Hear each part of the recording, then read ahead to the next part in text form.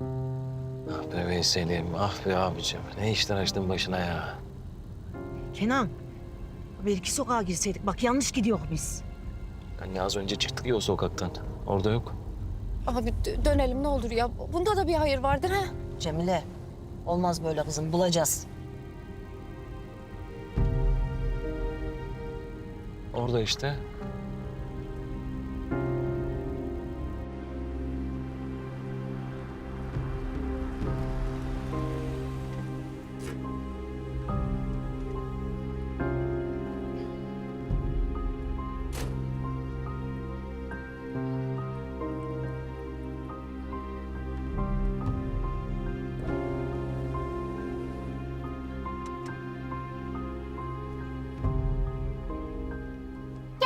Geldi. Geldim tabii. Gelmem mi sandın? Ne yapıyorsun? Oynuyor muydun? He?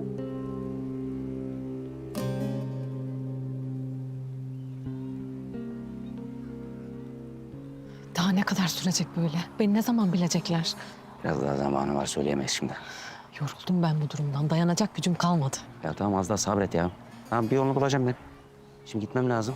Bana bak, yerli yersiz arıyorum. Açık edeceksin kendini. Tamam? Al. Hadi. Gitme ne olursun yanımızda kal. Bak şimdi ben şimdi gidiyorum ama yine geri geleceğim. Tamam mı?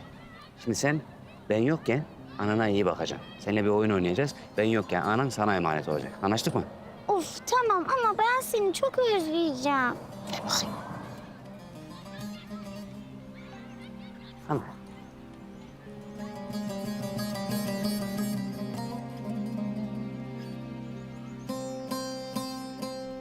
Oğlum ne ördün sen? Sen ne ördün? Ben şimdi göstereceğim sana. Anne, böyle olmaz. Bak güzelce konuşalım, tamam mı? Böyle anlamadan dinlemeden. Oğlum daha ne anlayacağız? Görmedin mi? Bırak kolumu. Anne hayır dedim. Kenan bırak. Ya yeter! Yeter! Allah aşkına gidelim. Daha fazla bakamayacağım abi bu rezille. Kızım. Kızım olmaz böyle. Her şey ortada ana. Gidip konuşsan ne değişecek? Ne işe yarayacak? Abi Allah aşkına sür. Kurban olayım biraz hatırın varsa sür gidelim.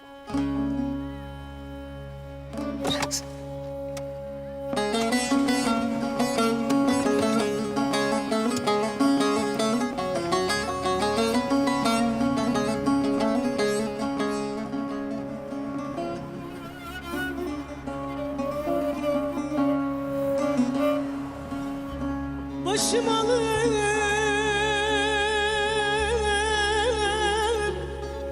çıksam bir yüce dağa.